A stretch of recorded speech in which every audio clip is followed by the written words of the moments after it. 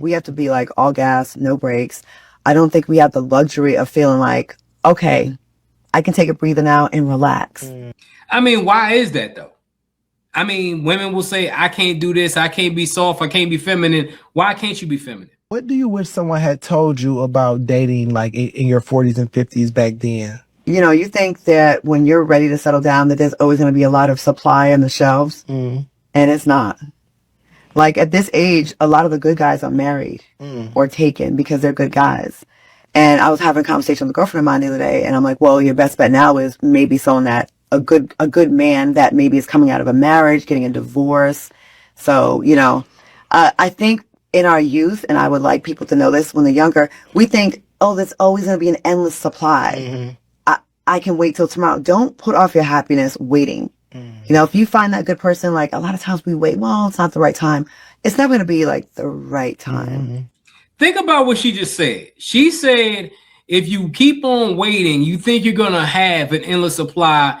And if you find somebody that makes you happy when you're younger, you need to take advantage of that. A lot of women, what they do, especially black women, and this is not a nod against black women, but, you know, women, especially black women, they want to get the career, they want to get the bag up, and they think later on in life when they get 35 and 40 years old, they'll be able to find a good man.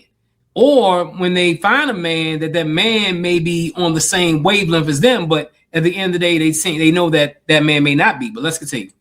I would say go for it more. I wish I would have told someone told me just go for it. I probably have overlooked a good candidate before, you know, like maybe, why is that though? Me thinking the timing thing, maybe prioritizing career. You know, I definitely was always like work. I never thought I could like the enough cushion built up to like relax and take my foot off the gas and start a family. And then that just go on and on and on, and then you be 100 years old and you like, it's still working. And I think I will say specifically with black women especially, I feel like we don't really have the luxury to think that we can kind of take time off like that, you know? And I specifically say black women because like we're usually the backbone of everything. Yeah, and I definitely see what she's saying about the backbone of everything, because in most cultures, the man, it's a patriarchy, but in the black family, especially in the modern black family, it's a matriarchy, and most women are kind of the head of the household, the head of the table or whatever, and that's a lot of pressure and a lot of demand on women. And women would say, well, where's the good men at, and all these things. But at the end of the day, when you put your career in front of happiness, this is what happens. You want a man to make a certain amount of money, but that man may not be able to make that certain amount of money, but he may be a good man. He may make a good living, but he may not make what you want him to make. And see, when you make decisions based off what a man can provide transactionally, instead of finding a man who can make you happy and make you be at peace with yourself, this is what you get. You know, not even just with our families, but with our friend circles. Like, it's always something for us to do. We're always taking care of somebody else. I don't have children, but I'm always like feeding a friend or taking care of someone or helping somebody out or doing a favor. And I think that's a cape that we put on ourselves. No one told us to do this. It's just something in us that we do.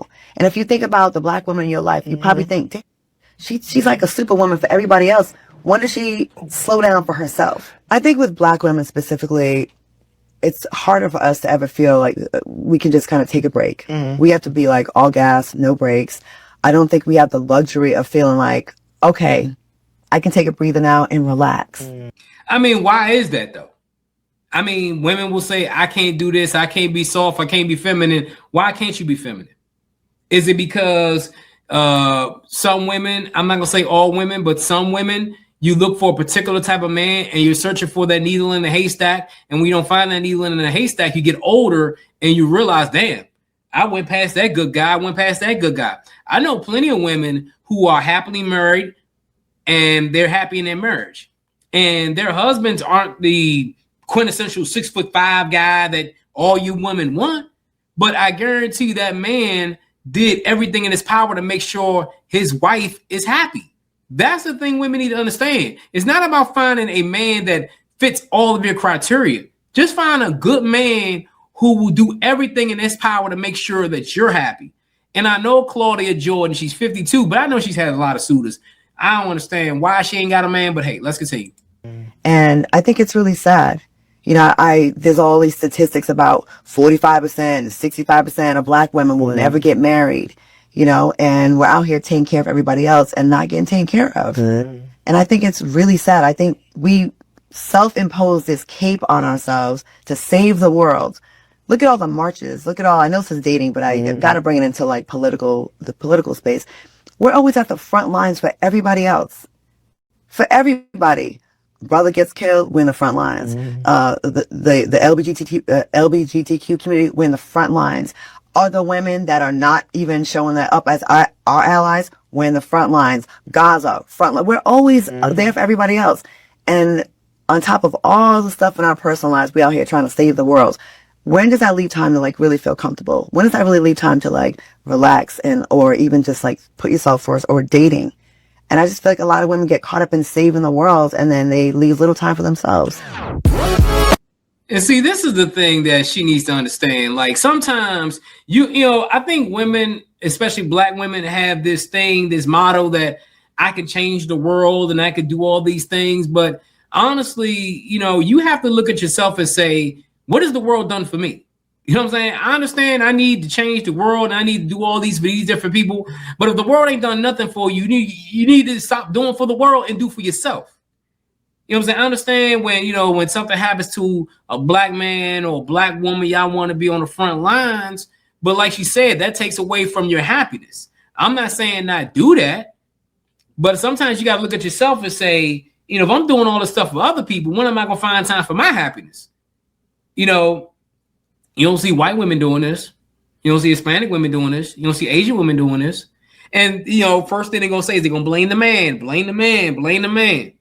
Now, I tell women, like, it's about the men you choose because you're the one who chooses the man. And a lot of times the guys that you tend to want to date or you think they aren't any good men, they came from single parent households. So those men were raised around women, so you calling them sassy, you calling them feminine, call this other stuff. And the late Kevin Samuels called this a while ago. He said a lot of times women, they'll be attractive, they'll have the job, they'll have the look and all that, but as you get older, the selections get thinner because your what's the word I'm looking for?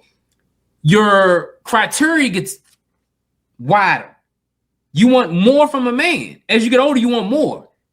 You know what I'm saying? Instead of getting less. And I'm not talking about just dating any man. I'm talking about finding a good quality man who will be there for you. That's all women like Claudia Jordan need. You don't need a man to be a millionaire. You need a man to have a decent job, make a decent living, who'll make you happy. But see, women like Claudia Jordan wouldn't want that because they want that top 2% men.